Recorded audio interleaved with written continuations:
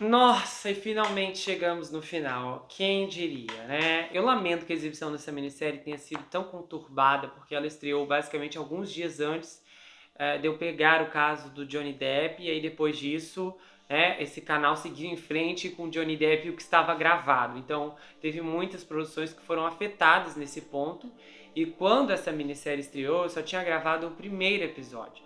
E esse foi um caso que eu relutei muito em pegar esse caso ou não na época, porque eu já estava muito atarefado e eu tinha muitas coisas assim para pesquisar, tinha outras coisas para fazer também. E eu sabia que esse caso seria um grande caso, mas eu não imaginava o porquê. Eu só sabia que era um caso que me daria muito trabalho. E acontece que eu fiz toda a pesquisa antes do julgamento do Johnny Depp começar. Eu tinha feito toda a pesquisa, eu tive tempo de gravar o primeiro episódio, que foi enorme, 1 hora e meia.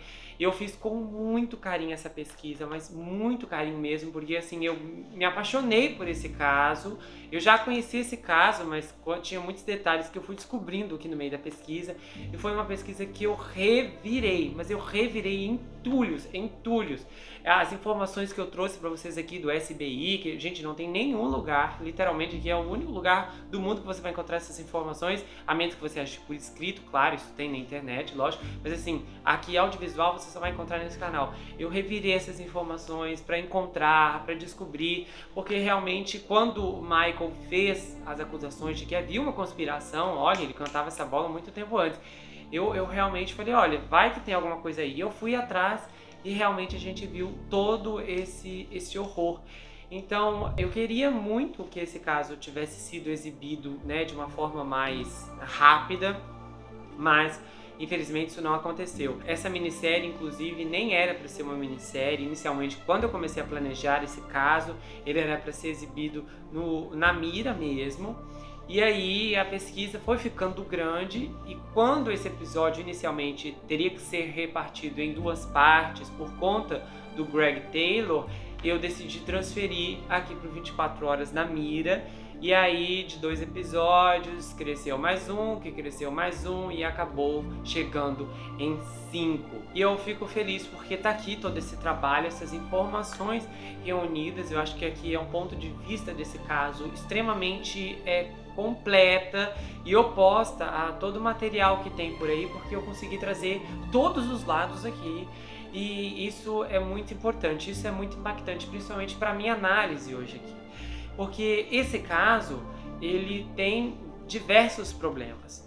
E um deles é a imprensa, é claro, que foi tendenciosa e mentirosa desde o começo. Eles jogaram contra o Michael Peterson durante o julgamento e posteriormente também. E é uma coisa assim que é horrível, porque a imprensa não tem que jogar contra ninguém. A questão aqui é a integridade do que é noticiado. E eles não noticiavam, eles criavam uma narrativa. A questão é que eles precisam entender, nós não queremos saber a opinião de vocês, jornalistas, sobre tal criminoso, a gente só quer os fatos, porque os fatos, eles são importantes para que as pessoas tirem suas próprias opiniões e para que, se algo acontecer lá na frente, as pessoas não fiquem suscetíveis à manipulação, como foi com esse caso aqui, que foi completamente desvirtuado, porque eu havia sido completamente contaminado. Quando eu peguei esse caso, que eu já conhecia parcialmente a história, eu sabia que o Michael Peterson era o responsável pela Caitlyn, sabe? Isso foi um dos problemas, porque eu já tinha toda todo esse sentimento. Eu tinha medo disso me deixar muito irritado e desanimar a pesquisa, porque eu falava, sabe? E aí, só que quando as minhas certezas começaram a desabar, foi durante o processo da pesquisa, e a pesquisa foi muito profunda, porque uma coisa só eu tinha noção quando eu comecei a pegar o caso. A teoria da promotoria não fazia sentido, eles não conseguiram provar nada. E aí a gente olha, tem um momento do julgamento que a promotora, a Freda Black, ela olha para o júri, ela aponta para o Duane Deaver e diz assim, olha, esse homem, Duane Deaver, testemunhou aqui do sangue. Eu quero que vocês me digam, eu quero que vocês pensem, esse homem não tem um motivo sequer para mentia sobre esse caso. Esse homem não tem nada, ele não precisa mentir, ele está aqui para falar a verdade e, na opinião dele, o sangue, não sei o que, aponta para o Michael Peterson. Esse vídeo é um tapa na cara, justamente por ela fazer essa comparação com esse homem corrupto. Esse homem do Endeavor tinha que estar na cadeia, mas tinha que estar na cadeia, algemado assim, da cabeça aos pés. É impressionante como ninguém processou esse homem. Eu não sei onde ele tá agora, ele deve ter, eu acho que ele deve ter uns 60 anos nesse ponto. Talvez uns 62, 63, porque em 2010 ele já tinha uns 51 anos, eu acho. Então agora ele já deve estar na casa de 60 anos, tinha que ir pra cadeia. Ele arruinou com a vida de um monte de pessoas, ele colocou pessoas inocentes na prisão. Eu não entendo como o sistema judicial não foi atrás desse homem. Eles tinham que ter prendido aquele SBI inteiro, eles tinham que ter derrubado aquele promotor, eles tinham que ter derrubado o procurador-geral, que ficou encobrindo aquilo ali anos e anos depois e saiu como bonito. Eu mandei fazer uma revisão. Mandou porque o escândalo veio à tona. Você vê aí o caso do Greg Taylor, anos na cadeia por um crime que não cometeu, por uma corrupção ridícula. Assim, é revoltante esse Duane Endeavor. Pra mim esse homem é abominável o que ele fez. É abominável que aquelas pessoas... Esse caso aqui é alarmante. Nós estamos falando aqui de uma conspiração que foi desvendada. Assim, isso é impressionante como a mídia não circula essa parte. Isso aqui é um escândalo. O SBI, uma agência, uma unidade do governo, jogava pessoas na cadeia simplesmente porque eles queriam. Isso é um absurdo, isso é uma aberração, isso devia estar em outdoors no mundo todo, para as pessoas terem uma noção da gravidade desse assunto, porque isso gera reflexão, geram extremas reflexões, para que as pessoas tenham uma noção de que muitas vezes, até mesmo o que aparenta ser confiável não é. Que a justiça pode ser corrupta, eu já sabia. Que a justiça pode ser falha, eu já sabia. Mas o que eu não sabia e o que nem passava pela minha cabeça é que as provas contra o réu podiam ser fabricadas por peritos independentes. E francamente eu fiquei abalado, mas muito abalado no processo de pesquisa desse caso. E depois eu fiquei aterrorizado e senti medo. Eu nunca senti medo em nenhuma pesquisa que eu fiz, em nenhum caso que eu trouxe para esse canal. Nunca nada me assustou, mas esse caso me assustou. Quando eu cheguei na parte do Greg Taylor, que eu vi aquilo lá, tudo dando errado no julgamento, provas falsas apresentadas, aquilo me deu um desespero. Eu já produzi 178 episódios de histórias criminais aqui nesse canal, pelo menos até o momento em que eu gravo esse vídeo. Que eu já gravei que ainda nem foram ao ar, não entraram nessa conta, e nem os que já foram ao ar depois do término dessa gravação. Então assim, eu já senti muita coisa na fase de pesquisa, dó, compaixão, tristeza, raiva, indignação, alegria, mas eu nunca senti medo, e isso foi apavorante, foi uma sensação horrível. Eu jamais imaginei que conseguiria chegar a esse patamar de emoção através de um caso. Porque a primeira coisa que eu pensei quando eu vi o caso do Greg Taylor foi nos casos que eu já trouxe aqui para vocês. Porque eu penso, muitas vezes não tem prova, às vezes não tem muita prova, exceto uma mancha de sangue, uma resposta da perícia, um apontamento, uma coisa ali. Alguns casos são muito claros, eles têm muitas testemunhas, como é o caso do Robert Knox, do caso do Harry Potter. Ou também gravações de fita de segurança, como da Lisa Harnon, a que foi jogada da sacada. Ou talvez até mesmo um flagrante, como a menina que derreteu no sofá. Só que os casos que são baseados puramente em ciência forense, que a gente não entende. Porque tudo que sai do quadro de investigação é transmitido de forma clara e mastigada para o público. Olha, o DNA é compatível, encontramos uma digital, há vestígios. Tá, e quem garante que isso é mesmo uma verdade? Mas o relatório do FBI concluiu que, bom, o FBI tem casos de corrupção, a polícia também tem casos de corrupção, e o escritório da perícia, todo mundo viu aqui que teve o pior de todos os casos. Todos eles já abriram a porta para a desconfiança, para o erro e para o engano. Inocente até que se prove o contrário? Bom, eu acho que em muitos casos as pessoas são culpadas até que se prove o contrário. E esse caso aqui não provou nada, não conseguiu provar a culpa do Michael Peterson, a promotoria não conseguiu apontar uma teoria de como ele fez, de como aconteceu, eles não conseguiram. Mas o Michael Peterson não provou inocência. Tá, e desde quando precisa provar a inocência se o lema da justiça é inocente até que se prove o contrário? Olha como as coisas estão. Isso me fez refletir porque era uma coisa que eu não tinha pensado antes. Depois de tudo que eu vi nesse caso das incansáveis e às vezes cansáveis horas de leitura, eu mudei de opinião dezenas de vezes. E hoje eu estou aqui para concluir que eu acredito na teoria da coruja. Acredito. Eu li muita coisa, eu procurei dezenas de relatos paralelos, de ataques de coruja, eu vi vídeos, eu procurei especialistas, olha gente, foi uma enciclopédia de material, porque eu trouxe muita coisa aqui resumida para vocês, porque não dava para enfiar, senão ficaria chato, mas vocês não têm noção. Pessoas são atacadas por corujas, realmente, é desesperador. O reino animal também pode ser fatal. As pessoas são atacadas por tubarões, cobras, leões, são pisoteadas por vacas, às vezes até morrem por causa de uma picada de abelha. Então, por que uma coruja não pode fazer o mesmo? Então, para mim, a teoria da coruja faz sentido, não por conta da teoria só, mas porque há evidências, as penas no cabelo da Caitlyn, 2 penas ensanguentadas, não faz sentido, completamente tudo faz sentido com as marcas nos pulsos, nos braços, o sangue. A teoria é a única coisa que explica, porque as teorias, a própria teoria de defesa do Michael na época do julgamento não explicava as incidências na porta, não explicava os arranhões aqui, nada disso havia explicação.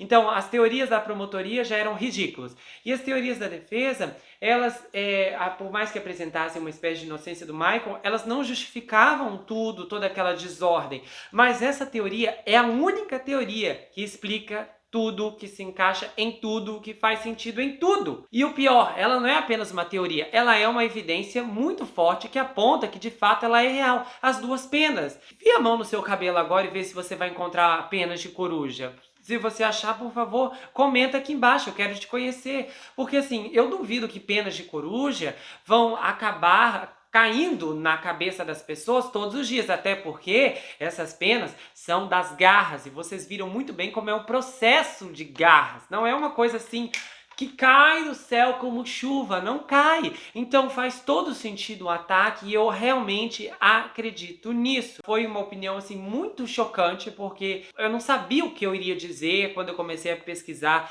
esse caso, porque ele é um misterioso, porque nunca foi comprovado nada especificamente. E aí a gente até debateu muito, minha irmã debateu muito aqui comigo, mas eu realmente acredito na teoria da coruja. Eu li muita coisa e a minha opinião ela mudou totalmente, principalmente quando eu descobri toda essa conspiração do SBI. Olha, eu acho que pessoas tinham que ser presas aquilo ali, foi um absurdo, é revoltante. Pessoas tinham que ser, no mínimo, presas. Aquele Duane Deaver tinha que ficar na cadeia para nunca mais sair. Ele jogou Deus sabe quantas pessoas em prisão perpétua, pessoas desde 1900 e pouco. Então, assim, nós estamos falando de inúmeros casos de pessoas que literalmente perderam tudo. E o pior, assim, quando uma pessoa é presa, não é só ela que perde a vida, é os familiares também que ficam sofrendo, os filhos, a esposa, a família. Milhares de pessoas são destruídas. Uma ação dessa só provoca inúmeras reações destrutivas. Porém, em relação ao Michael, olha só, eu não acho que ele contou para a esposa que ele era bissexual, tá? De fato, eu acho que ele mentiu nisso. Vamos lá. É difícil engolir que a Caitlyn separou do primeiro marido por causa de um adultério e em seguida aceitaria um marido repleto de amantes. Então não faz sentido, o perfil psicológico, comportamental dela não se encaixa nesse contexto. Dificilmente, ou melhor, impossível ela ficar com o Michael sabendo que ele era bissexual. Então eu acredito que ele disse, não, eu contei pra ela, porque senão, bom, ela descobriu que você tinha amantes, e aí ela disse que ia separar, você ia perder tudo, ia pra miséria, então você deu um fim nela. Então, por esse ponto de vista, dá até pra entender o porquê que ele mentiu. E o advogado, o ex-advogado dele, numa entrevista recente, ele disse, olha, eu acredito no Michael Peterson até hoje, eu também só não acredito que ele contou para a esposa da bissexualidade, eu acho que isso era mentira, o que realmente vai de acordo com o que eu penso também. Eu acredito nisso, eu acho que a gente tem muitas coisas assim, tem a questão, mas a outra mulher caiu da escada. Só que aí realmente, o que foi dito, vocês viram, eu trouxe muita versão da promotoria no primeiro episódio. E depois, essas alegações, a gente viu no episódio 2, a maior parte delas eram falsas, não houve sangue, porque o perito real da Alemanha disse que não tinha sangue nenhum. As testemunhas que viram sangue, na verdade, estavam estavam testemunhando visões do além, onde isso é permitido num tribunal, o que é isso? Então, assim, teve várias jogadas da promotoria. Eu acredito que pode ser sim uma coincidência. Ah, mas você não acha que é uma grande coincidência? Eu acho que é uma grande coincidência, mas coincidências acontecem. Tem um caso aqui que eu vou trazer para vocês. Se não é desmascarado realmente o culpado, todo mundo, inclusive eu, ia estar pensando que o rapaz que caiu em duas coincidências com 20 anos de diferença, gente, são coincidências assim gritantes que você fala, amigo do céu, parece que alguém aí estava tentando te derrubar como culpado. Duas coincidências gritantes, que inclusive a polícia, na segunda vez, a polícia falou anos depois, não amiga, aí é demais, nós vamos atrás de você. Só que aí descobriram o culpado. Eu vou trazer esse caso aqui pra vocês, e ele assim é uma barbaridade de como as coincidências podem acontecer com pessoas comuns. Então, se aconteceu com esse rapaz no caso, que foi descoberto que realmente ele não tinha nada a ver com isso, o verdadeiro culpado, o monstro lá, que era um serial killer, foi preso, foi jogado na cadeia e tal. Então, por que com Michael Peterson não pode ser? Às vezes, coincidências acontecem na vida. Já aconteceu comigo, eu tenho certeza que já aconteceu com você. Acontece que muitas vezes essas coincidências, elas não são tão negativas, ou não são, nesse caso aqui, que criminosas nesse ponto, que vão, tá estranho isso aí, amigo, que são suspeitas, que levam alguém a perder a vida, mas a gente pode ver que as situações são completamente diferentes, e eu acho que realmente o Michael Peterson teve, eu não gosto de usar essa palavra, mas vamos dizer assim, um grande azar na vida para ter passado por esses momentos, uma ao pé da escada e depois a outra ao pé da escada, e isso o atingiu, mas de fato isso não é um apontamento específico de culpa, porque precisaria ter mais evidências, e nesse caso não tem. E a gente precisa realmente voltar a olhar para esse lema. Inocente até que se prove ao contrário, porque o sistema hoje, a mídia nem precisa de nada. Você é culpado, não interessa. A mídia já culpa, mesmo se a pessoa não tiver nada a ver com isso, ele já culpa. Então, pela mídia já está assim. O sistema jurídico já é um desastre. O sistema do mundo já está desmoronando, o próprio sistema judicial dos Estados Unidos está caindo, ano após ano, são muitas coisas erradas e falíveis, e a coisa tem ficado pior, e tem sido triste mesmo olhar para o sistema judicial para ver em que rumo as coisas estão chegando, mas infelizmente as coisas estão indo por aí. Eu não sei dizer onde isso vai parar, mas com certeza não vai ser em um lugar bom. Então assim, no meu coração eu encontrei paz em relação a essas duas coincidências da Elizabeth, da Caitlyn, e às vezes muitas coisas estranhas apontam para uma pessoa insinuando que ela é culpada, mesmo quando não é. Conhecemos o ditado, lugar errado, hora errada, momento errado, mas a gente só acredita quando algumas pessoas conseguem superar esses indícios substancialmente criminosos. Aí a história é linda, superação, provou inocência, como é o caso do Greg Taylor. Mas e no caso do Michael Peterson, que ele não conseguiu repetir o mesmo feito? Eu não quero nem pensar em quantas pessoas estão na cadeia por um crime que não cometeram, porque isso é horrível, é triste e é muito revoltante. E pior ainda, pessoas que foram presas, condenadas, sem que de fato houvessem provas contra elas. E aí eu refleti muito sobre o caso da Starbucks, que apareceu no episódio das Mulheres do Presidente.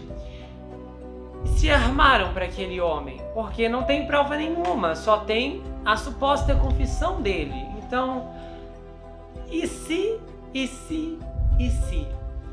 Eu não posso dizer qual é a verdade hoje aqui, porque eu não tenho. Eu não posso apresentar evidências legais que sustentem minhas crenças baseadas na profunda pesquisa que eu liderei nessa minissérie. Mas o que eu acho se ancora nos fatos, e são eles que vão prevalecer. Talvez não com glamour ou com uma legião de apoiadores, mas com pessoas justas, que são capazes de separar o que é opinião, o que são peripécias e o que são possibilidades, do que foi considerado um crime e talvez do que muito indica que nunca foi. Se você gostou desse vídeo, se inscreve no canal. Estou muito feliz de ter finalmente terminado essa minissérie aqui do 24 Horas na Mira. Lembrando, pessoal, confira a nova estreia aqui do canal, Pássaro Negro. Essa minissérie é demais, que história fantástica. Quando você estiver assistindo esse episódio, a minissérie Pássaro Negro já está toda completa, tenho certeza. Então confira que história. Não deixe de conferir aquele caso, você precisa assistir. Essa minissérie é uma das histórias mais bombásticas aqui do canal e com certeza é uma das maiores estreias desse ano e a maior estreia do segundo semestre até agora, ok? Se você quiser saber mais sobre mim, adquira meu livro Perfeito e Estranho, já está disponível no meu site, você pode falar comigo pelo Instagram. Ele conta a história de um rapaz chamado Jack Wilmer que se foi preso em uma terrível maldição hereditária enquanto ele precisa enfrentar um serial killer que está escondido em sua própria casa. O livro vai autografado se você quiser, você ganha marcadores, um pôster exclusivo e oficial, ok? Vai com muito carinho e eu tenho certeza que você vai gostar dessa leitura. Você pode me seguir pelo Instagram, Gustavo N Psicanalista. Eu tenho um canal de Telegram, bastidores, tem muita coisa legal. A gente comenta, conversa por lá que é muito diferente e são coisas que não dá pra fazer aqui. Eu consigo fazer lá pelo Telegram. Sem contar também que eu tenho um canal de cortes, onde as análises são recortadas e são postadas por lá. Todas essas análises de todos os casos, incluindo desse caso aqui, vai pra lá. Então confira o canal de cortes. A gente se vê no próximo caso, nas Mulheres do Presidente ou no Pássaro Negro, eu vou estar te esperando. Não se esqueça que aqui você sempre vai ter uma amiga. Até mais, pessoal!